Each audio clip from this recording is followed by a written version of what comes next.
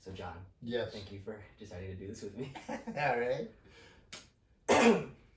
So I'll just tell you initially or why I started this. So I was actually on a podcast a few weeks ago with a music friend of mine that I sort of met a couple years ago.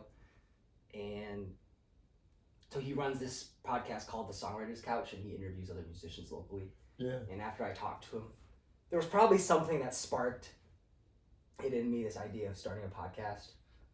Like I always thought I've always been interested in talking to people, right? Yeah. Having good conversations. Yeah.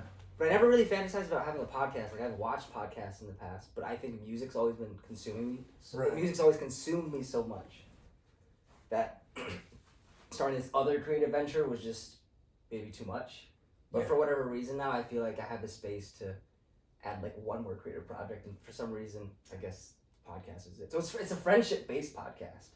So I titled this, so the channel is called the Friend Plus Friend Podcast. Oh. Okay. Essentially, what it is, my idea was I was just going to start it by interviewing my close friends, and then just seeing where it goes from there. I don't really have like a desired outcome or expectation. It's just, it gives me an excuse to have like deep conversations with the people I like.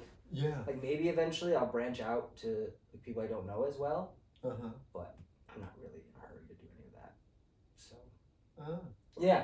That's very interesting. I give you credit for coming up with the idea, Brian. It's cool. Yeah, I don't know. It's just another way to kill time. Right, so I'm not wasting it like scrolling because this. I know. Yeah. The interaction between two people is a dynamic that has endless possibilities. Yeah, I agree. I agree. So I'm not gonna really direct this conversation too much, but I do have a few questions I do want to cover, but otherwise it's gonna be pretty free flowing. Okay. So the first thing I do want to ask you is to just introduce yourself however you see fit. Okay, my name is Peter Pecker, and the reason, no. I asked my friend Henry this question. He was sort of stumped, like he didn't know how to answer it. Well, I sort of asked him what his story was, which is kind of a broad question. It's something I stole from one of my close friends who asked me that when he first met me, and I thought that was a great way to open a conversation. But some people, they just don't know how to answer that. Like I had a coworker once who I asked that, and she was like, "What does that mean?" So it's open-ended. Yeah. My name is John Dempsey, and I'm 79 years old, and I live here with my wife and Coco. And we recently, my daughter moved here from Seattle with her husband. It's back here. Back here, yeah, and she has a little baby girl that's now 7 months old, and it's just delightful. And right now they're on a trip to Connecticut. So. For like the president's February break, or just? No, they're going to see another couple that have a baby their same age, and they and that's actually I think a friend from her college days. From Hamilton, right? Yeah. So my next question for you is, how did we become friends? from your point of view. Well, from my point of view, how did we become friends? Your mom and dad, of course, you were growing up the same time my kids were growing up, and so we always used to have these get-togethers, and one of the things that happened is there were multiple people involved in that. But I must say that your mom and you and your brother and all three of you boys were very interesting kids. I found you to be a very smart kid. You had an awareness and an intelligence that sliced through reality that caught my attention because I saw you as not only very smart but very creative. That's interesting because I remember being at all those potlucks with Timothy and Nicholas, and I remember just wanting to go and play games with them, and we didn't really interact too much. So, but I remember you saying a couple of years ago, or maybe this was last year, how you noticed that in me when you compared me to my brothers, but like I don't really recall how I was in like elementary, middle school. I don't. I don't know. I'm curious actually what stood out to you. If there's anything specific that you remember that stood out to you. Because we were all like all of us, like Andrew and Eddie were very very smart. We were much better at school than I was. Yeah, yeah. Maybe, I'm wondering if maybe I was a little bit more social. Like you could tell that I was more warm to people, more receptive. Yeah, I thought that you had the most adaptable personality. You were. That's very interesting. You had a. You were very very smart on one side, you know, which stood out. But on the other side, you were very intense emotionally, and you were. I saw you, especially. Apologize for this, but I saw you struggling at a certain point, and there was seems to be a balance between what you knew and what you felt. This was the struggle in like middle school, elementary school, right? Yeah, not but like that, when but I that, went to college, not after when we. yeah, but that also continued That's into so your interesting. college years. No, it did, but I'm actually curious because I was struggling, but like you know when we went to these potlucks, Yes. we were just going to play games, like we were just going to have fun. I It's remember. very interesting how you could read that. I Because, remember. like, I was struggling. I feel like Yeah. I've never really found my place in school. Yeah, I remember a couple incidences that caught my mind, and one of them was when I gave you some dart guns, and I think it was you and Andrew in the basement were shooting off the dart guns, and Chuck came down and yelled at you. And I thought that was really funny. I thought that was great. And the other thing I remember very, very strongly was when you went through this period where you were really into basketball. And Yeah, I was from elementary school all the way through high school. yeah, and you were so intense about that, and your intensity about that was it intrigued me because you know I honestly didn't think that you were going to become a pro player or anything like that, but I thought that was really neat that you really would go out and practice that, and you were intense about it. So I remember that, you know. Basketball was my obsession. I think I latched onto that as my identity because I didn't feel like I really fit anywhere. Yeah. That ended up being it had a lot of negative consequences for me. Oh, really? Because I wanted to be a star. Because I practiced so hard. Like I worked very hard at it. Yeah, I remember. But I never performed well, and I never played as well as I wanted to, and I didn't gel with my teammates. But the other part of me just wanted to do well so badly that pretty much every game, every time I played, with the exception of maybe like 1 or 2 games throughout from like that period of my childhood, like every time I stepped on the court probably was a disappointment in a sense because Really? it's always like, oh, I'm not good. Wow. So I latched onto basketball, and part of me when I look at it now, I think part of me wanting to be a star was because, if I could be like super successful at this thing, I'd get this recognition or attention, Yeah. it would validate, it Yeah. would make me feel, it would cancel out that lack of sense of belonging I had, or that lack of belonging. How do I word this? You know what I mean? Like, Yeah. I think we. Yeah, and I actually like subconsciously I was like, oh yeah, I want to play. I can make it to the NBA. But I would never say it, you know. But Yeah. there was a part of me that was just like, yeah, like part of me probably knew that it wasn't possible. But then when you're young and you're like, it's easier to be delusional in a sense. Yeah, I think that's sort of true. Yeah, and I would live vicariously through the success of certain NBA players. Yeah. And such. Yeah. There was I don't want to ramble too much, but there was in the early 2010s, there was an Asian American player who exploded in the scene for. I remember. I can't remember his name. What was his name? Jeremy Lin. Yes. Yeah, I He was remember that. He's such a trailblazer because in the league, like right now in the NBA, there aren't any like, Asian Americans like him. There are Asian players. Yeah. But there's still very, very few. They're like mixed Asian black or like Asian. Yeah. But. Yeah. And yeah, so it's still just super uncommon. And for me, I think being in that position, being like an Asian kid in Pittsford schools, mostly Caucasian, playing basketball with mostly white and black kids, was a very difficult experience for me because I was just an easy target, I think. Yeah. And it was just so easy for me to find reasons to just feel alienated, but kind of getting carried away with that. But yeah, the point is, I latched on to basketball. Yeah, I remember that. That was the thing I cared about the most. Yeah. The other thing that which is more recent, of course, in terms of your history, was your experience, your college experience, and you quitting. I think it was 3 times? 4 times. I withdrew 3 times. And the 4th time, I finished the fall semester, but I did not register for the spring classes. Yeah.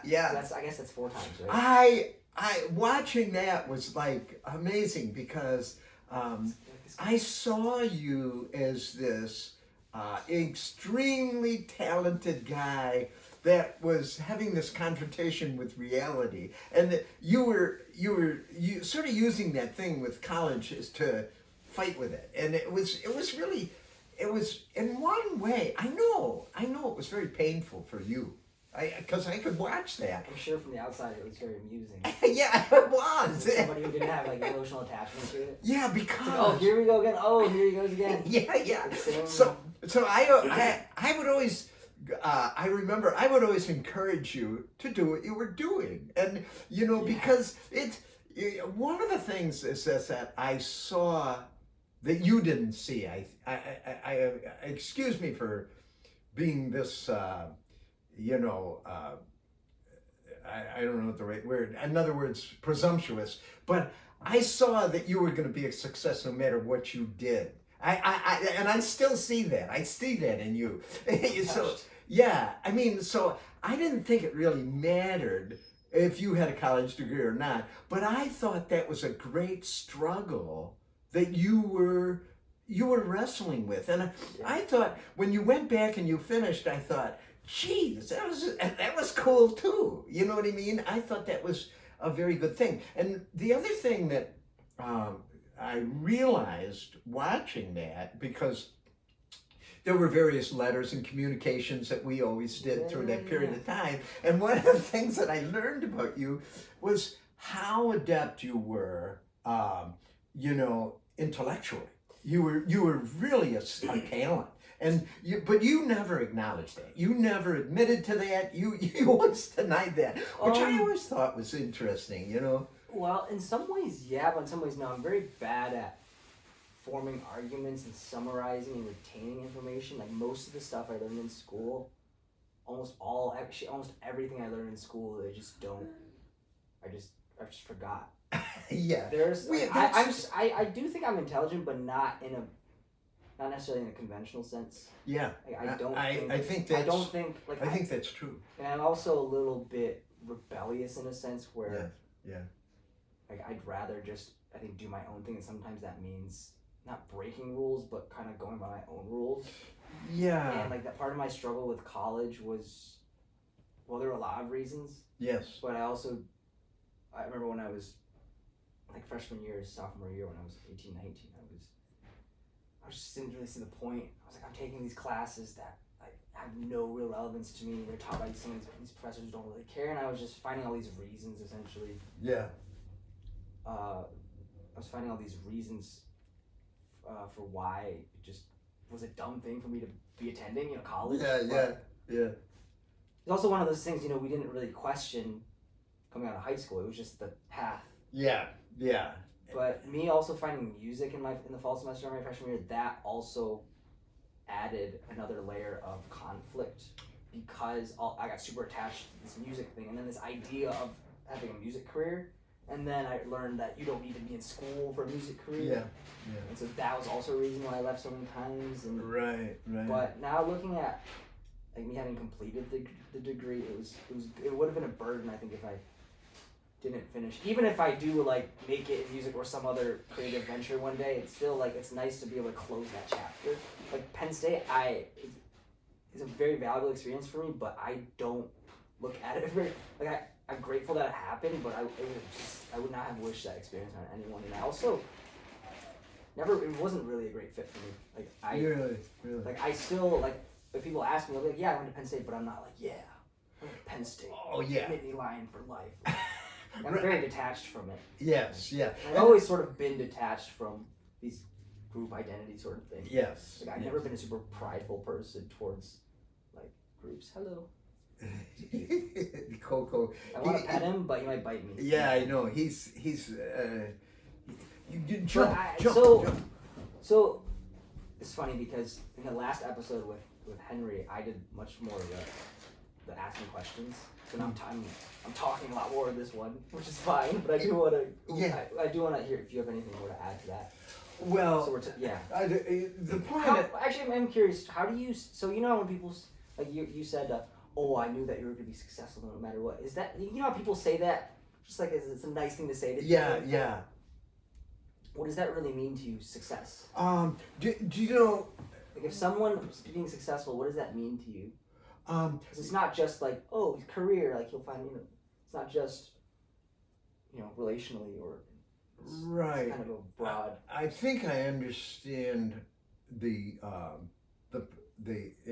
intention behind your question. Yes. In this respect, is that I saw like the thing you did with college. I saw that as a very intentional struggle. And so we're typing here. Oh, it's fine. Oh. No, it's fine. It's fine. No, it's fine. It's fine. It's fine. The good thing. It's fine. I was thinking. No, it's fine. Give him another attention. Oh, no, it's fine. Just call him. He'll The come. good thing is, no, it's fine.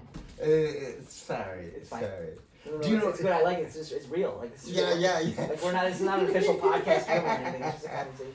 No, Brian, I saw your struggle with the college, and there were many more conversations that we had where there was almost a background struggle in your life that you spoke to, and a lot of times eloquently, a lot of times not so eloquently, I must add. But when I saw your potential for success, the way I meant that was that you would finally come to terms with who you were and find something that you were happy doing. Yeah. And you were so intent upon it, and so your intensity was very, very real and very sometimes.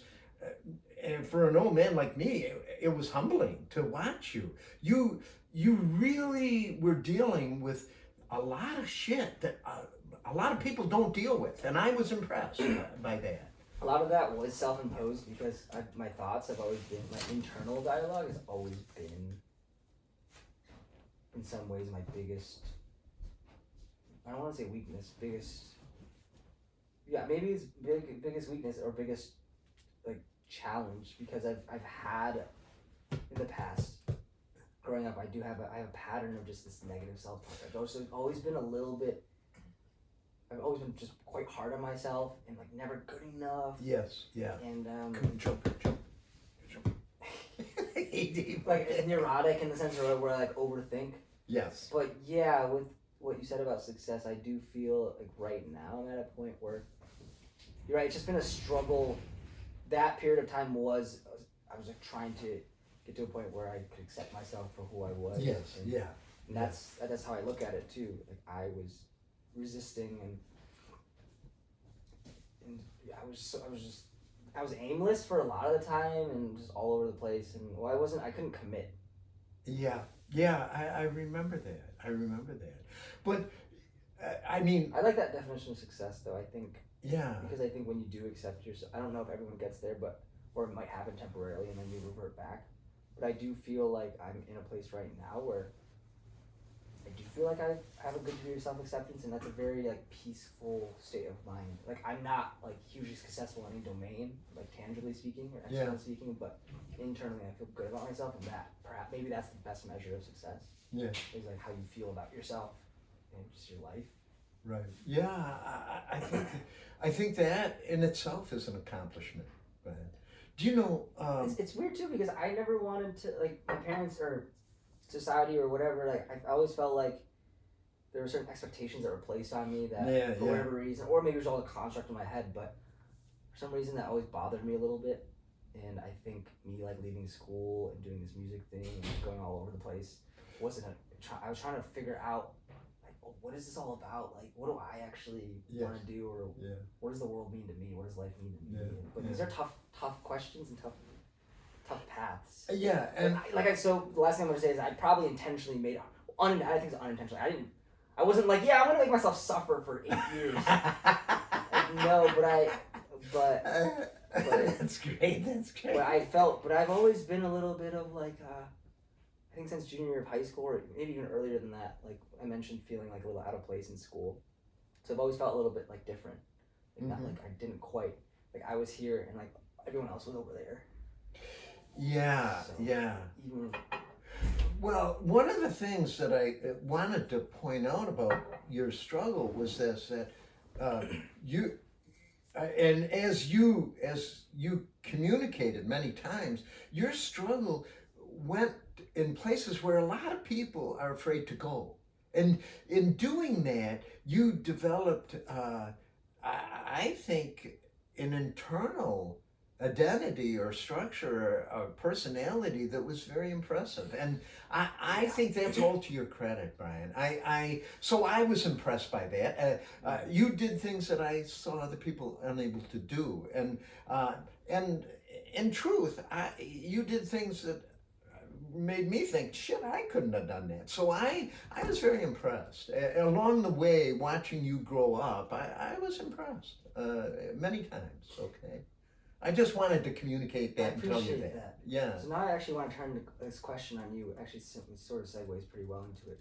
So for you growing up, like maybe you could list one positive and one negative experience that stands out to you in terms of like, it sort of, these are memories that have stuck with you that you feel like have sort of shaped how you view the world or how you are. Are there any sort of significant, like one significant positive and negative memory that sort of stick out to you as sort of, not life-changing, that's a little bit cheesy, but as impactful? Yeah. The one thing I remember is when I was a very little kid going to school, I can remember my parents talking to the nuns who, I was in their school and going to school, and they discussed whether I was potentially retarded. And maybe slow, or and they say unable to learn because I was so distractible. I couldn't focus. I couldn't pay attention. Yeah, and I can relate to that. yeah. And it took me years to realize that that wasn't me. That was because there was no stimulus for me. You. They didn't know. I needed stimulus. I needed to be interested in something in order to learn. I'm that way too. Yeah, and that's probably why we connect in a way. Yeah, maybe, yeah. So that maybe in one way that's a very negative impact on me, but also it was a very positive thing when I realized, okay, I can do this. And then I did various things as I got older, and ended up with 2 master's degrees, for God's sake. So I knew it history, and what was the other one? It was one was in history, an academic degree in history, and the other one was community service administration, which I never used either. Also in the humanities? Yeah. 2 masters, wow. Yeah. Well, so it's really interesting is you ended up working in a ward? I also got a degree in nursing, so I that's how I made most of my money as I raised my family. I worked as a nurse. But it seems like, so I now, like nobody else really know, not many people know, well, anyone who actually watches this, or if anyone, they don't know, but I feel like your creative projects have always been a big part of your life. The chainsaw carving. Yes. The chainsaw carvings, painting. Yes. Yeah. Drawing too, or yes. Yeah. So do you want to talk a little about your artistic pursuits? Because that I think it's really cool that you did all like the school and stuff, but the artistic pursuits that you have, like especially the chainsaw carving, like that is extreme. Like no one does that. So right. How did you stumble across that, and what is it? What role does it play for you in your life now, or what role did it play for you in your life? And well, at 79, I don't do very much of it anymore, except I play around. Like right now, I'm building a puppet theater for my granddaughter, which is really just fun, you know. And I'm making it out of luan, you know, which is this type of plywood. But the way I got into chainsaw carving was one time when I must have been just in my, I must have been like 30 years old or something. My brother Danny carved this beautiful head out of a piece of maple, and I was struck by it that he had created that. So what I did is I started carving with chisels and found out that I couldn't do it. I was terrible at it, and so but I didn't.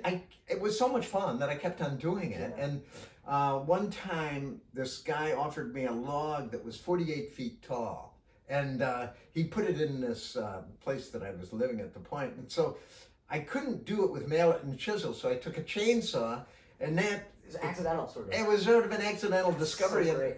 Yeah, so I became a chainsaw carver, and You just carve on the street sometimes? oh yeah, I would carve on the stump, you know. People give you tips?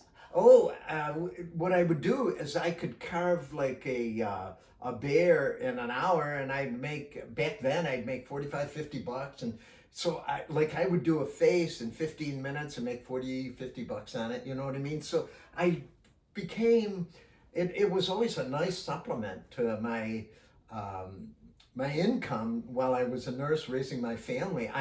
A lot of times I filled the void of needing money by going out on the stump and carving in front of people, and people seem to enjoy that, you know. And then from that, I also, you know, I ended up having a studio where I experimented with painting, and that was fun. You know, that was really a discovery that I didn't know. And I was terrible at that, you know, the truth of it is. But a lot of people really liked my paintings. And then what really almost accidentally happened from that was the writing, where I started yes, writing I mention, stuff. yes, you've written a lot of Yeah. stories, and writing Yeah. is very good And too. one of the products of Multifaceted it, artist. yeah, Red the Rooster and Rocco the Mean Butterfly, and all of a sudden, and right now I'm doing a very interesting project that I haven't told anybody about, but for Christmas, my son-in-law and my daughter gave me a gift, and what the gift is that every week for the next year until the next Christmas, and now it's February, end of February, every week I'm presented on the computer with a question. And so I love that. I answer the question, and then that is put together at the end of the year into a book. And it's a book love about that. my life. So it'll be very, I love that. and I always thought you could write like an autobiography. I just think it'd be so interesting. yeah, the question for this week was, what was your favorite holiday as a child? What was your favorite holiday? I described Christmas, you know, and then I described Easter, and then I described the 4th of July, and I said none of them were my favorite holiday. My favorite holiday was the last day of school, because I could run across the street down to the creek. I hunted frogs and snakes, and built dams in the creek, and went swimming when I wanted to, and it was wonderful. So my favorite holiday was the last day of school. You've always struck me, and I know this, and I don't need to speculate, as a more free-spirited individual. Yeah, I think know in I some never ways- fit in. I don't know if I'm free-spirited per se, but I do feel like me having we've formed quite a close connection, and I formed a close connection with some other people who I feel like there's this connecting sort of thread, Yeah. which is you guys are all, you don't quite fit in. Right. You're eccentric. And Yes. You all have immense creative talent. Yeah. One of my other closest friends, his name's Jonathan. Funny coincidence. He insanely smart, but his creative ability, he's just insanely creative. Yeah. He's just and I just find that interesting. I guess what they do say, the birds of a feather flock together. There's some truth to it, I guess. Yeah. Well, I think people. Where do you think that stems from, though? Because in some ways it feels like it's not always a choice. It just sort of somewhat happens. It unfolds that way. You don't, because I feel like when you're a kid, like as a kid, you probably want to be accepted by your peers in the group, right? Yeah, yeah, we very don't much choose. so. We don't choose to. Well, maybe some do, but I know like it wasn't a fun feeling in fifth grade being like picked on, or like when I was younger, just feeling like I was different from the others. Like it's not, I don't think it's something a young kid would willingly choose, right? I'm gonna be different, you know. Right, It right. just sort of happens, you know. I think people recognize each other on a fundamental level. In other words, if you're a optimist, you attract optimists, and if you're a pessimist, it's I've definitely attracted both because I've had phases in my life. Yeah, where I've you- had a very yeah. dark outlook on the world, right. but I don't think anyone is either. No, Everyone's both, but it's always just fluctuating. yeah, it's changing, but there's a tendency to gravitate one direction or the other, I believe. And that's from the heart. Your heart has a consistency that you have to discover. You have to discover the consistency of your heart so that you know where to go. And that's how I saw what you were trying to find, what you were trying to discover. You were trying to discover the vibration of your heart, you know? Well, so there are a couple of things I want to say. So there was a quote that I heard from like, Tony Robbins or something. He was like, I think he said, like, you can find evidence for the negative if you look for it, and you can find evidence for positive if you look Yes, for it. yes. I'm definitely paraphrasing or something. No, I get the idea though. Because I've realized lately, I'm not intentionally trying to be more optimistic, but for whatever reason lately, like I feel more optimistic. Yes. But it's not like the pessimistic part of me is gone. Like they both exist like at the same time, right? Like you can have a negative outlook and a positive outlook on a situation at the same time, or at least you can recognize them, right? Yeah. It's like, for example, Yeah. I don't want to get on too much of a tangent. Like, for example, like right now I'm not really pursuing a relationship, but there's like somebody that was like I kind of like, but I have both outlooks. I've seen both outlooks at the same time. I'm like, Right, right. right. It's probably just not gonna be anything. It's just gonna be like the same old story again. I catch feelings and they're gonna disappear. She doesn't like me. To me that. Yeah. Then there's the other outlook, which is like, what about a positive spin? Like, oh no, maybe she might reciprocate, and then it could be this, good relationship and yada yada yada. Right. But I don't know. I think it's nice to be able to acknowledge both. Actually, it's probably nice to just be in the center. Be like, okay, it's possible for the good thing to happen. It's also possible for the bad thing to happen. So just don't get too attached to either outcome. Just keep going. Oh, that's interesting. Maybe I'm missing the point. No. I think that's an interesting.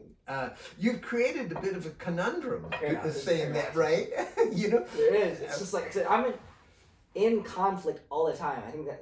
So again, I don't want to ramble too much. Like this is a theme in my music. Yeah. I'm in conflict. Like. Yeah. And that's the epitome of my life. I think it's always gonna be a conflict. It's always gonna be there. For me, I've always felt the need to know or think I know a philosophy of life that resonates with me. Yeah. And one of the things about that philosophy, for me, it had to have a positive factor that, I thought, well, that gave me a positive area to explore in my future life. Hope, yeah, maybe. And maybe, maybe I'm just too dumb to watch the negative, but I really believed in my philosophy that the core of the universe is made out of love. And we talked about that. Yeah. I like that a lot. I like that a lot. Carry on. Yeah, well, I think that if you discover that on some level, I don't think you can undiscover it. I think that is a truth that resonates through your life. And if you get too far away from that, you say, you know what? Remember that the basic essential energy of you is self-preservation, and self-preservation by its very nature is love. And so love is built into the very thing that we're doing, which is called life. So it's you can't escape that. You can't escape love. It is always there to confront you in one way or another. That's how I looked at it. So I always thought, well, okay, then let's follow that path. Because if I follow the other path, all it does is take me down To hell. Yeah, it takes you into negative shit. And Yes.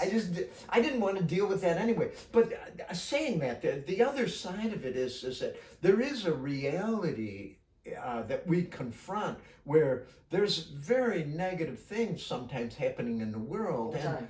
Huh? All the time. All the time. And Well, both are happening at the same time. Love and yes. hate, indifference. Yeah, yeah. And it's just which one will outweigh the other. Well, I think that you have to not be blind to what's happening, but also you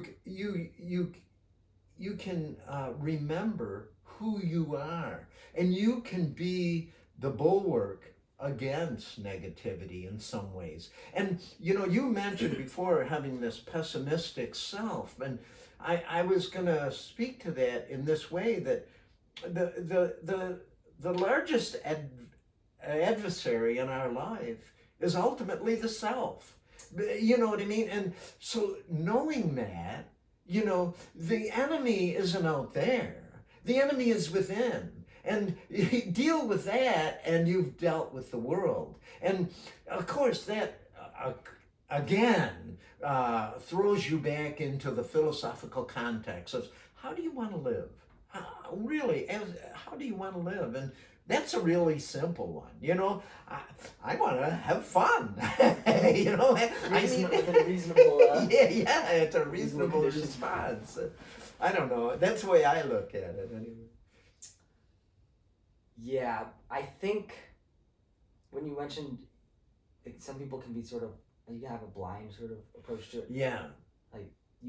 There are people who can preach positivity, but I do feel like someone having gone through the negativity versus someone who hasn't gone through it, yes, preaching positive, I think it's like having gone through it. Yes. Is much more valuable than if life had just been smooth. Right. Yeah. Because I actually know firsthand what it's like to be in that state. Yes. Whereas some people, they just might be coming from a more naive point of view. I couldn't agree more, Brian. I think you're describing being authentic. You're describing, emerging from a confrontation with the self to emerge to who you want to be. You're deciding the path you want to pursue. That's a tricky one, though. Authenticity is sort of a buzzword now, I think. Yeah, I know. I feel like people. No, I like that word a lot, though. I do feel like. Yeah. It's a loaded word, and I'm not really sure what it means. I know what it means. I know what you're saying, but I don't. For example, I don't know. When you meet someone or you meet people, you interact with people every day or at the grocery store or whatever. Yeah. Or your job. Yeah. You connect with some. You connect deeper with some, and then some other people you just don't connect at all, and all the in between. Yeah. All of them in some ways are being themselves, or they think they're being themselves. Mm-hmm. But how much of it is they're living according to someone else's idea of what life should be, or how much is it them living intentionally? I mean, this is kind of getting broad because we did not write this script. We were born into a certain time context. These are certain rules that we just sort of blindly follow. But you also at a certain age you get to choose certain things or certain paths you want to take. Yeah. So, I don't know where I'm going with this, but can I? I just want to say I think I vibe with most people. I get along easily with. I feel like most people are. I like to think that I do, but I don't deeply connect with most of them. Yeah. But I just think that's how maybe it's just normal because I think most people have very few close friends because it's just how it is. It's how it works out. I've always had this. I've been a little bit idealistic. I'm like, I used to be like, I can be friends with everyone. I want to just connect everyone, connect myself with everyone, connect them with other people, because then everyone, can connect with each other, and then but it's not realistic. No. Right. We're all so consumed with our own shit. Right. No, I noticed this too. Like I don't mind this at all, but I noticed like at work, for example, or with friends, I show more interest in the conversation most of the time. Mhm. I'll ask questions, and then people will just keep talking. Yeah. But I've noticed a lot of people they don't ask the questions back, which I'm fine with because I'm used to being in that role. That's just something I've observed. Yeah. Like I had a coworker who came back from Florida yesterday, and I was like, "Oh yeah, how did it go?" And she told me about her trip. And the conversation ended there. Like she didn't ask, "Oh, how have you been this past week?" Which is fine. Like I don't expect people to ask, and I actually don't like talking about myself to people that like I just have a sort of surfacey relationship with. Yeah. So it works out well in that sense. But I've noticed that. Yeah. I've noticed that I don't think most people are very interested in other people. But I feel like if they were more interested in other people, like that actually would be a net positive for just a lot of things. Yeah. Or maybe not. Maybe I'm just full of shit. No. I think what you're just. And it's okay. Right? It's like okay that people aren't always going to reciprocate with you. Yeah. If everyone did, you'd be overwhelmed and overstimulated. Yeah, that's a. I think what you're describing is the kingdom of the self. You know what the kingdom of the self is? Of course not. The kingdom of the self is the world we create about the me. Back to this, yeah. You know, and in other words, we're all deeply absorbed by who we are, and it's terribly difficult to escape it. One of the things that I always think about that is that when you really confront that and deal with it, I don't know who I am. Ultimately, I don't think anybody does. Well, yeah, I could not give you a concrete one sentence. Yeah, There's just so many. It's just infinite in some ways. Well, can I address that this way? In not knowing who you are and still trying to be present, a really paradoxical thing happens. And that is your access to other people opens up. You're more accessible to other people when you don't know who you are. Yeah, and maybe that's just a flexibility having. Yeah, and that's wonderful because, I think we do have this incredible ability to learn from the other. You know what I mean? Agreed. To recognize the other. Agreed. Yeah. Yeah. No. And so I think that's a good thing to do. You know what Jordan Peterson said? You should always, when you go into a conversation with someone, always assume that they know something that you don't. Yes. And I also wanted to touch on the point of like knowing who you are. It's not it's not a destination, right? Like it's like every day. Yes. Getting cheesy too, but every day.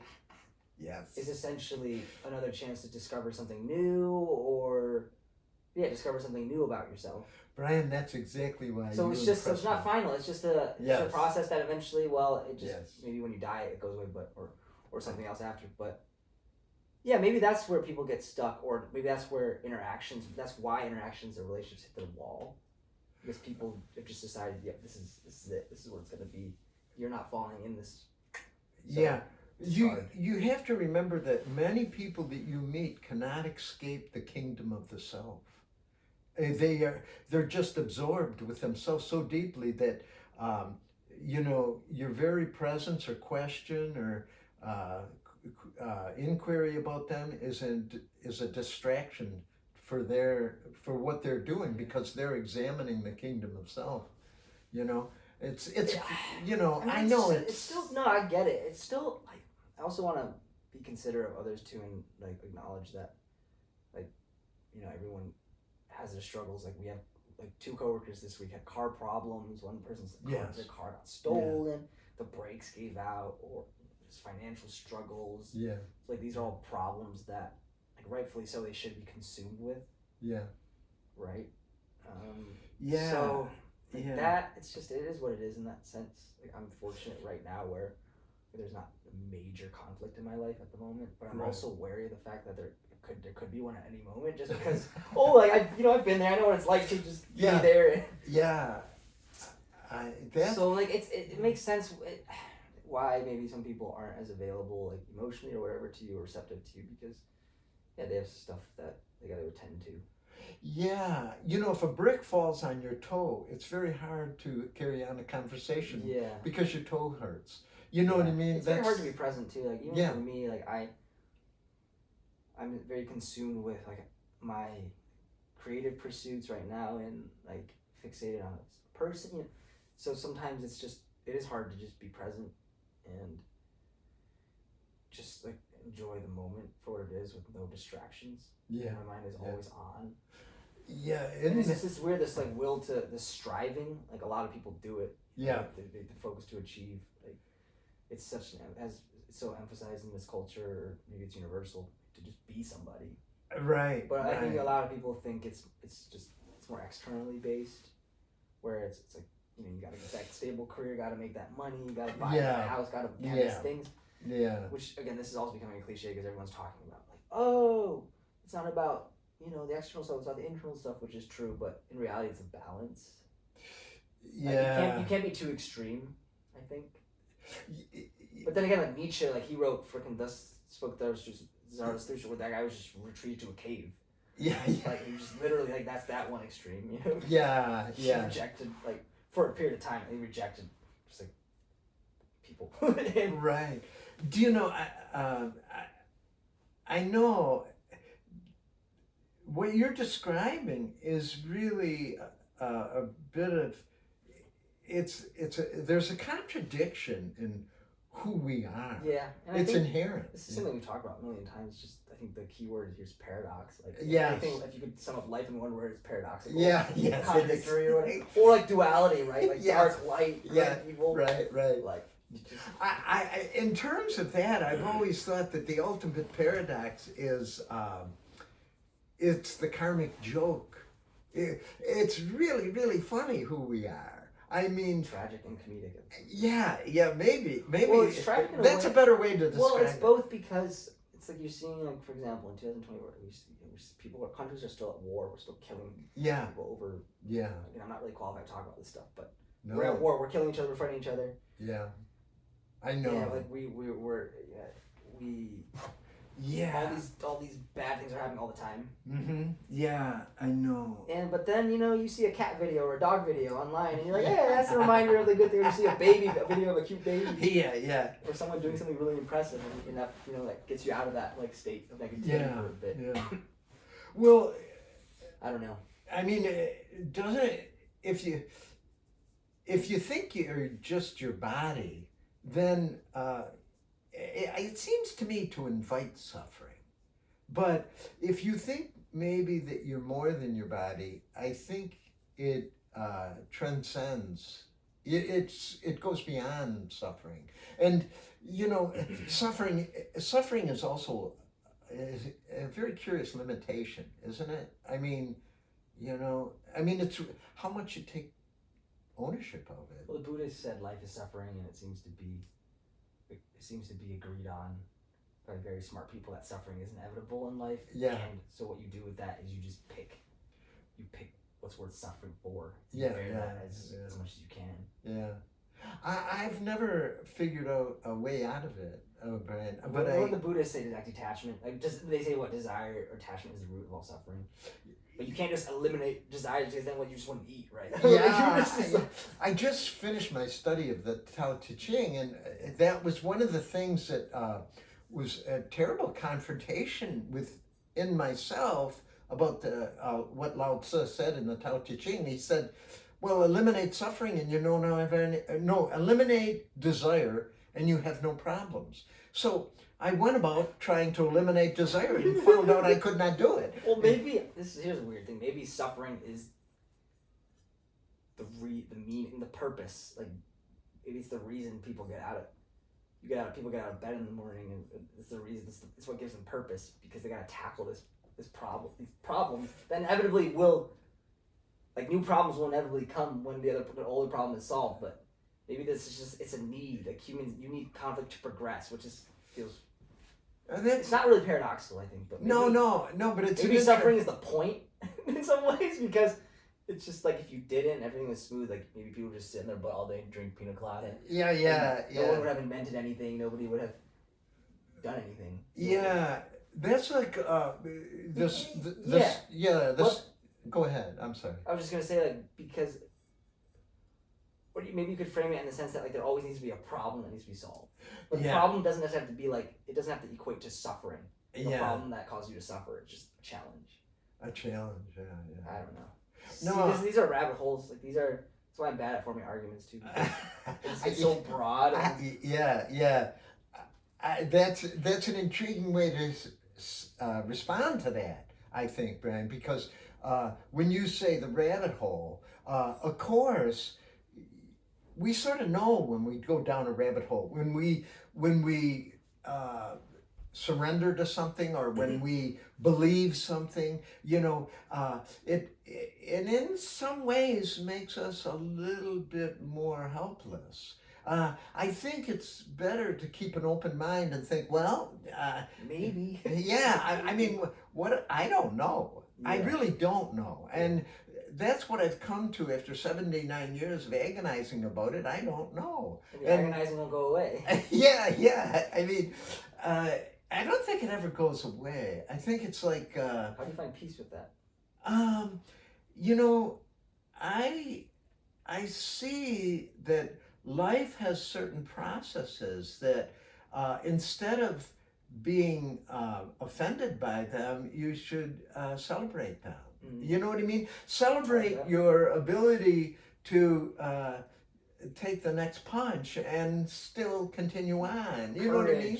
Yeah. Resilience. I really don't know. I don't pretend to know, and I don't want to communicate the idea that I think I know. I don't, Brian. Sometimes maybe you'll have hunches. Yeah, I do. Of like, oh, this works. Yes. This feels fulfilling. Yeah. It's not so much. That's another part of all of this. As a human being, you're compelled to act. You're compelled to make decisions.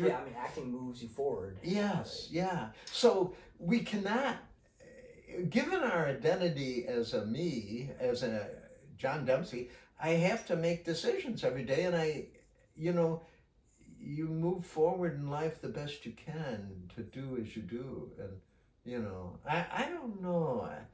I sound probably foolish there, but I that's how I deal with it. What is it like? I saw this question from somebody I watched. What is it like being 79? Maybe compare it to when you were in your 20s or 30s or 40s. Do you feel? How are you feeling? How's life? One of the things... You've always had this youthful energy. Yeah. Which I feel like is very rare and very impressive. Oh, thank you, Brian. That's a nice compliment. What's it like being you right now? One of the things that I like about being 79 is that when I learn something new, I get really excited. That's awesome. Yeah, and I periodically, like I had that experience reading the Tao Te Ching. I felt like I learned some new things, and then I ultimately felt very frustrated by it. It was really a difficult book to read. It took me 81 days to finish studying that. And but the other thing that I like about being 79, did I say 80? I'm 79. The other thing I like about it is that there's a whole bunch of stuff that I don't give a shit about anymore. And that's sort of delightful in its own way. Like things I used to really care about as a young man, politics or religion or, or belief or anything. Now I look at and I go, there's always another window to look out of. And so I enjoy that. The other thing that's not so much fun is the decrepitude of old age. My body's falling apart, and I'm starting to lose my marbles, and so that's not too good, But you got to roll with the punches, though, You do. So going on a little bit of a tangent. There's a couple more questions I have. Okay. So, who, like one or two people maybe that come to mind as mentors who were very important for you growing up, or who sort of helped you along the way? I would have to say, I was so rebellious that it was hard for No me. authority could tame you.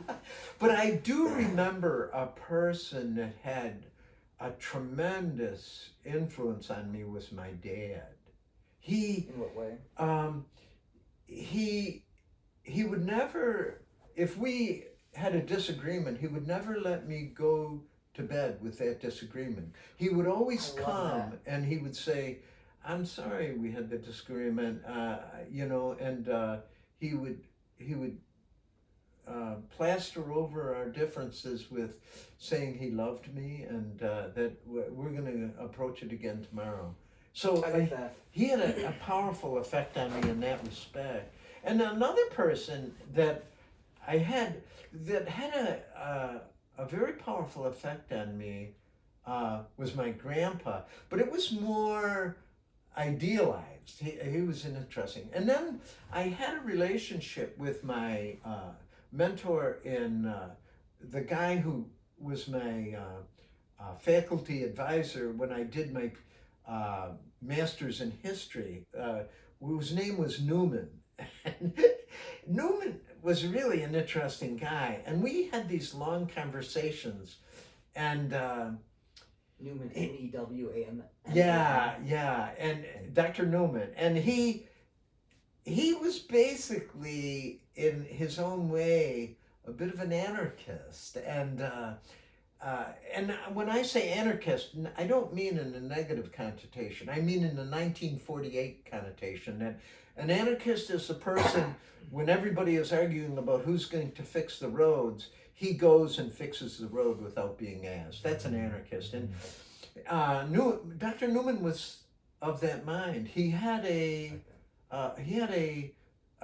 beautiful spiritual side that he shared in a very almost begrudging way, but I always dug it out of him, and so we had a friendship. And then he moved on, and I did too, so I never did know what became of him. He went to San Francisco and taught there at a college or something.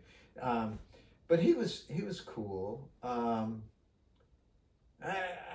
can't think of anybody. That was good. That was good. Yeah. Okay, I have one last question, which I stole from this guy who lectured at Penn State a couple years ago. I don't know if you're familiar with the page Humans of New York. It was pretty big a few years ago where this guy would go around New York City and take photos of strangers, and then he'd essentially interview them. Yeah. And post the picture on Facebook with the caption of like something that very interesting that they shared. Yeah. This like blew up, and he wrote a couple books that he sold like 1 million copies and such. So he lectured at Penn State a couple times. I saw him like when I first went to school, like the first or second year I was there, and then when I went back to school a couple years ago. And he was saying how he was giving examples of questions essentially you would ask the stranger. And we've already touched on this a little bit, but his question was, what's a challenge you're currently facing? Oh, I think the challenge I'm currently facing is death. And, how to get out of this in a dignified way.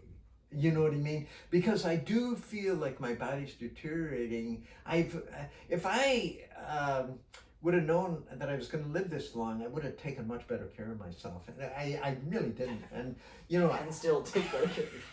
I drank too much, I smoked, I chased women, I did everything that I wasn't supposed to, but I did part of the story. Yeah. But I don't want to go to a nursing home, and I don't want to I see the inklings of losing my marbles. I'm not very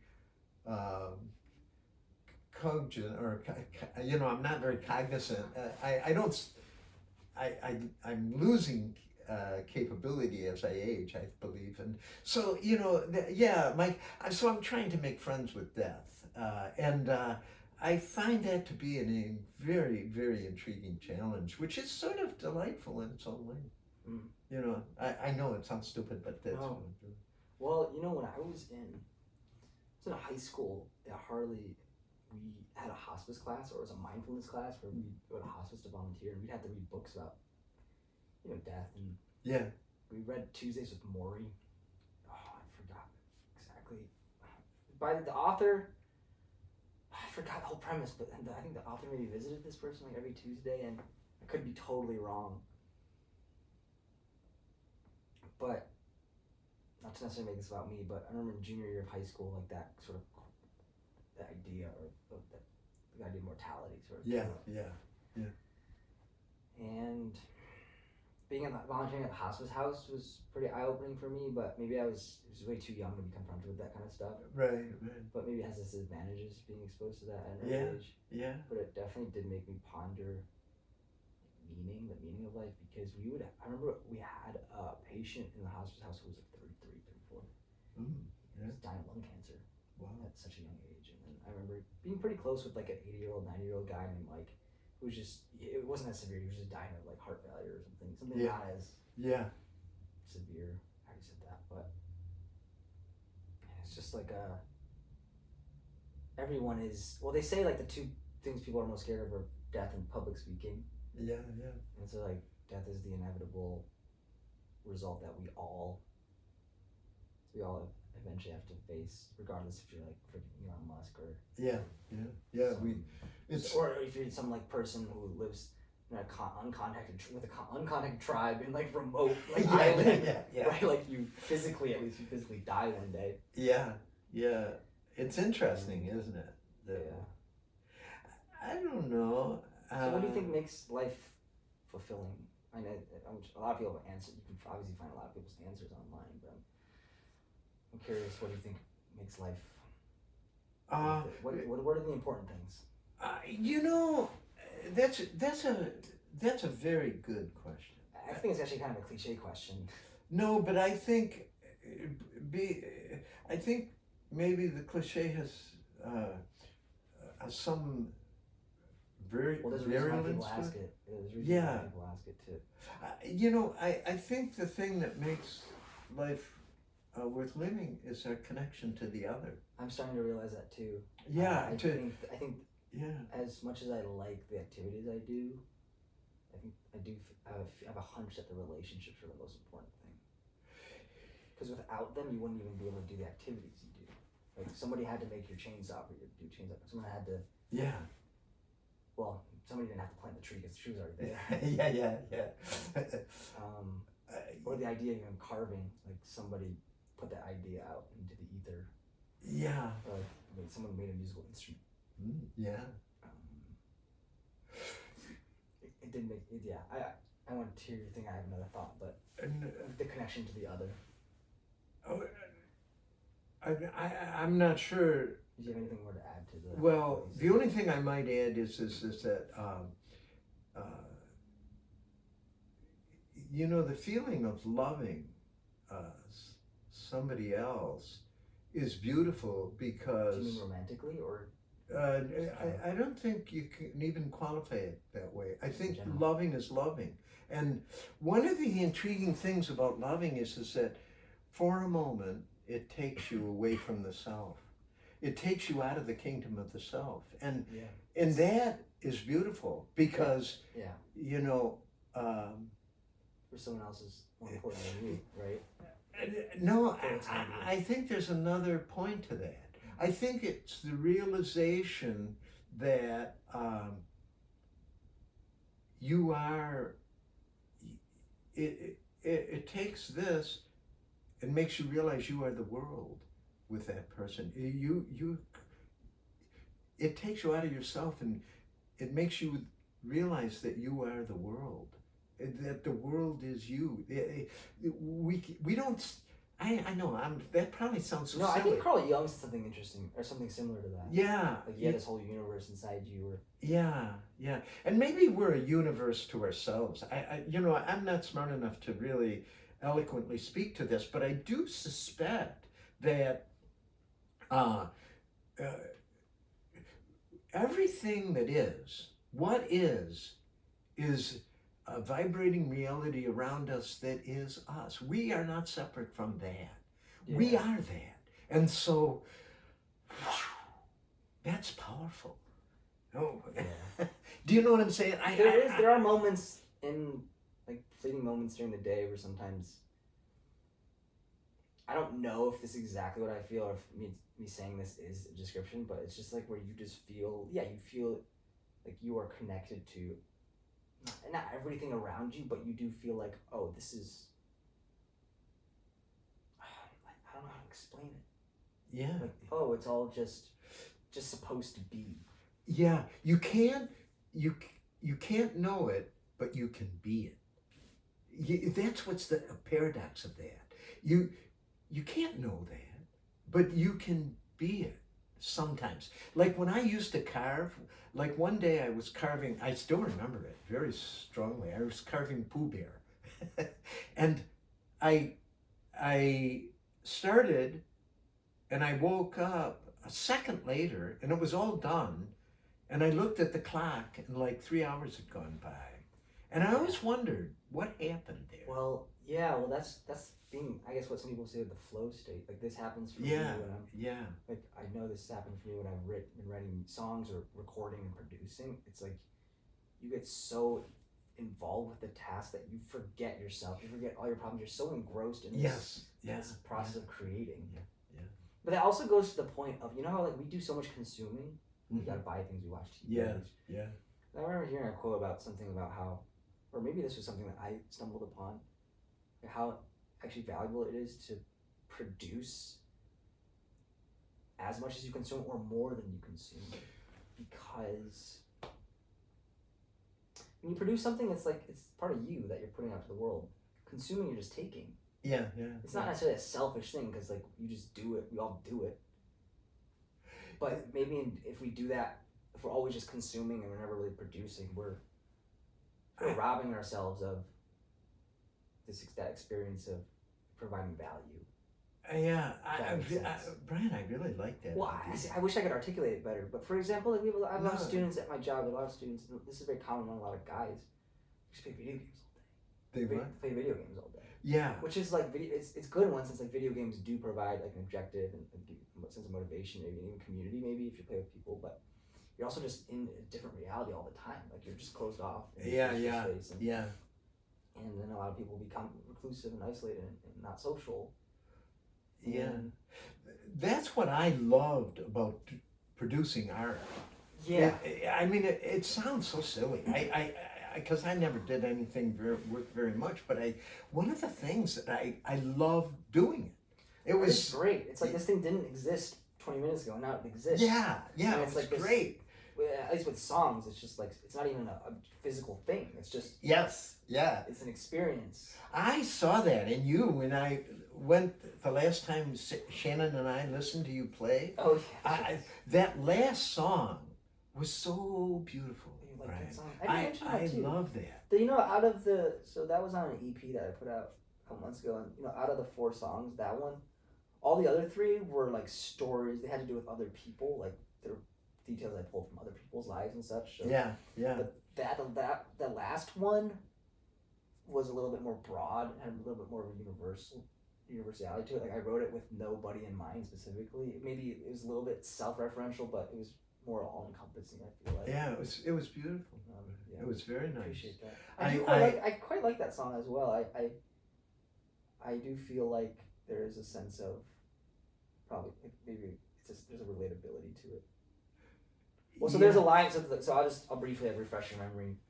The chorus is, "Sometimes I find peace of mind, and I wonder why I tried so hard to hide myself inside myself. Sometimes I find peace in the strife, and it feels like I was meant to live life like I was someone I was proud of." That was the chorus. Yeah. When after I wrote that, I was like, oh, I quite like that. Yeah, that's great. So when I analyze the song now, because when I'm writing, I don't really think about what it means. When I look at it, it's just pretty much simply, life is okay sometimes. Yeah. And you're good sometimes. Yeah. Just keep going. And keep going. Yeah. One of the things that was really curious about for me listening to that song is that I have no ability to judge music or you do. But I know what I like. You do. Well, because as a person who consumes music or as a listener, everyone's qualified in this conversation. You listen to something and you know pretty instantly, well, whether or not you like it. Like whether or not you like it or don't like it doesn't necessarily have anything to do with whether or not it's good or bad. Yes. But yes. like whether or not you like it or not it matters. Oh, I agree. But what I was going to say, Brian, about that is that, like Shannon would tell me stuff about your music after you had played it, and I thought, oh, I didn't get that, and I'm not very sophisticated musically, but that song really, I just liked it, I'm glad. there was so I it had resonated with you. Huh? So it resonated. It resonated, yeah, and I really liked it. Thank you. Well, that's the interesting thing about music, because after that show too, different people would come up to me and say like, "Oh, I like this song the best. I like this song the best." Yeah. And, like Eddie said he liked the last one the best, like you. But then, like my coworker friend said she liked a different one better. And then like this other guy said he liked the other one. Yeah. Cover it, and what's very interesting is hearing other people's perspectives on that. Sure.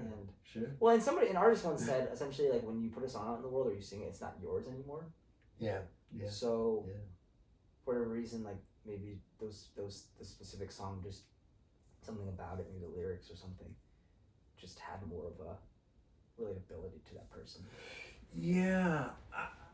And that's kind of the beauty of music too, because a lot of artists they have their hits. Yeah. But then there are a lot of fans.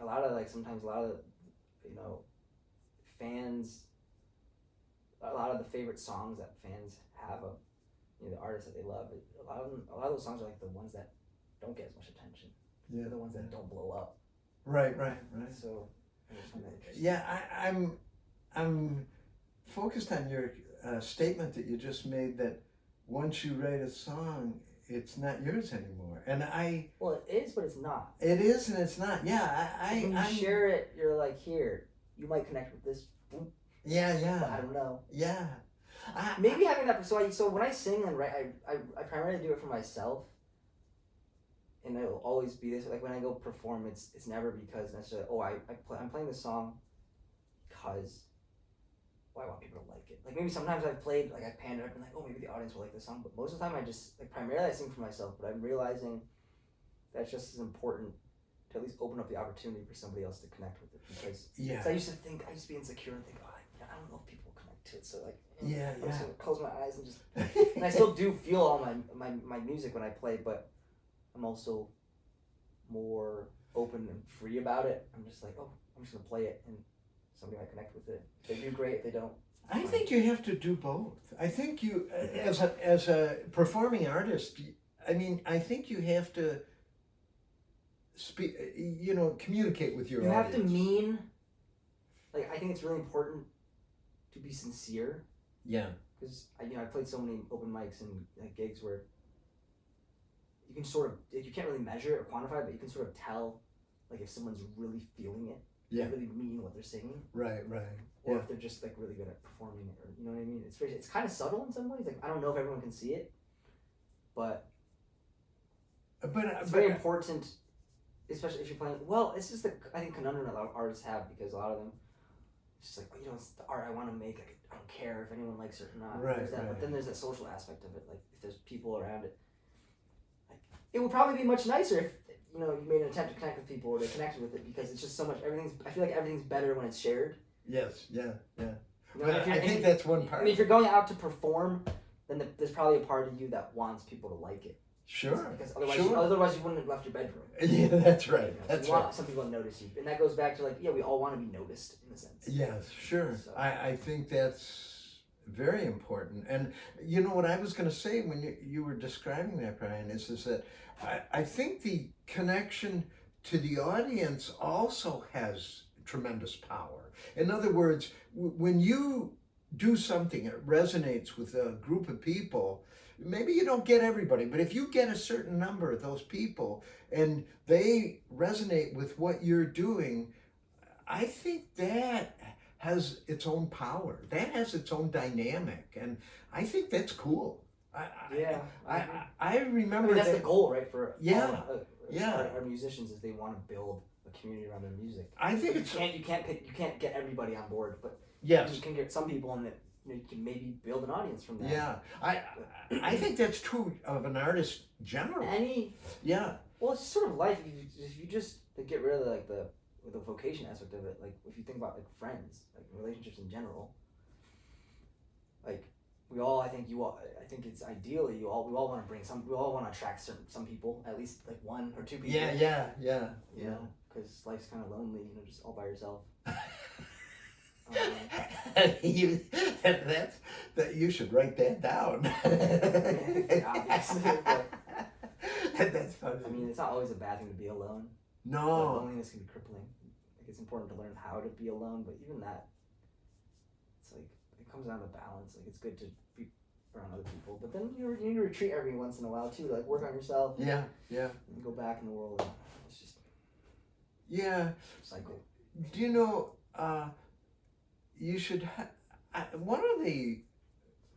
I mean, coming up, one of my principles was try to have some fun. Yeah. You know what I mean? Try to have fun. And I realize it's hard to have fun when you're so consumed with yourself, with your problems. Yeah. Like, it's very hard not to give a shit. Because, for example, I even realized it's something as simple as being at Brugger's, for example. Like you're waiting for your bagel, and like everyone, at the bagel shop is like they're sitting down, and they're acting within the confines of the social norms. The social. But then I also feel like I'm gonna pace. I'm gonna pace. I decided I'm gonna just pace around a little bit, stretch out. Like even this act, I realized for some people it might be a little like, oh no, it's too much. You're getting too much attention. Yeah. But then on another level, I'm like, who cares? Like nobody cares. Nobody in that shop cares about me. They don't give a shit about me. Like, they won't even remember I was there. And then you don't want to be like, you don't want to just go in, to the restaurant and just be like, cause a ruckus. But you can be comfortable in your own skin. Yeah. And still, you can be comfortable in your own skin and be well adjusted. But make no mistake that within the social construct, we have relationship with everyone. Yeah. And that relationship is based on a strange form of mutual respect. In other words, you see an old man or an old lady and they're leaving you alone and you're leaving them alone. Yeah. And that's cool. It's I mean, that is cool. That could be the thesis for a PhD dissertation is how the respect, the context of our society is built on respect for one another. That's what you mentioned earlier about love. Like that's literally love. It literally holds the world together. This mutual respect. Yeah. Like, I'm not gonna go to your house and kill you. Essentially, like you know what I mean? Yeah. I'm not gonna go to your house. I'm not gonna just randomly one day walk up to you and be like, "You suck. You're worthless." Yeah. Right. But what's really intriguing about it is that there's a quiet love. There's an incredible beauty to that the quietness between people also is beautiful. It is, but there's also so much more potential. Yes. Like, it doesn't have to be quiet. You can approach a stranger at a restaurant and start a conversation. Yeah. You never know what kind of world opens up there. Yeah. So many people are afraid. Oh yeah. I can sense it in people, like just making conversation with like some of the workers, who work there. You can sense this person's talking to me. Yeah. You're a threat. I'm like, no, I just noticed the Band-Aid on your finger. Yeah. You just look like you got a cut on your fingers. And it's just like, I'm not even thinking about is this appropriate to add? It's just like, you're just making conversation. You're attempting to connect with someone. Yeah.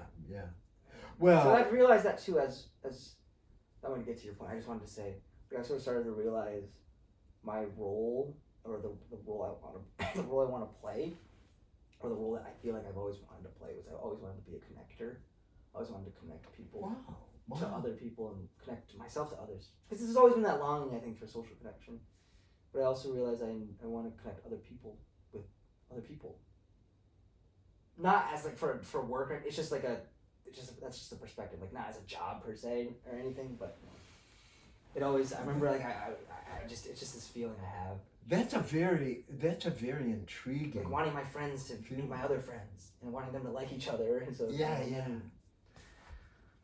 But I think that statement is a very intriguing statement because I think we all feel that. I think we all have that. All human beings have that I feeling. think so. And do you know what my translation of that is? I think that when we're born, we are universal consciousness, and society teaches us to become a me. And when we become that me, we grieve the loss of being everything. And that's what that's about. That's what that It's I know what you're saying. So like you're born, and then as you grow older, you become sort of disconnected from the whole. But then maybe there comes a time in your life where you want to reconnect. you want to reconnect to that, and you never lose that longing. That hope. That longing is always there. The longing Shit. to be whole again, to be universal consciousness. Oh, that's a big. I don't know. Maybe that's a wrong word. Well, I don't know the right big, word. It's a big idea or big Yeah. concept. Or I'm not sure that I'm using the right words to describe that, but I suspect that. I just think that. Wow. Yeah. Wow. Well, I I think don't that's a great note to end on. This is great. Yeah. Well, definitely. I think Brian, it's always amazing I to have think- conversations I with agree. I think with these, I do want to have more conversations. Like I'm not just gonna have one person on one time. you. Yeah. Like my friend who was on the first episode, like I cut him. Like he was really getting into some stories about himself. Yeah. I would redirect him because I didn't want to go like super long. I was also kind of tired. Yeah. So like, with him and you as well, we'll have more conversations for All sure. right. And I want it on film Yeah. too because you never know. There's always new things to talk about. Yeah, Brian, it's amazing having conversations with you. Watch now. It'll just say, "Oh, I wasn't filming." Oh no, it was.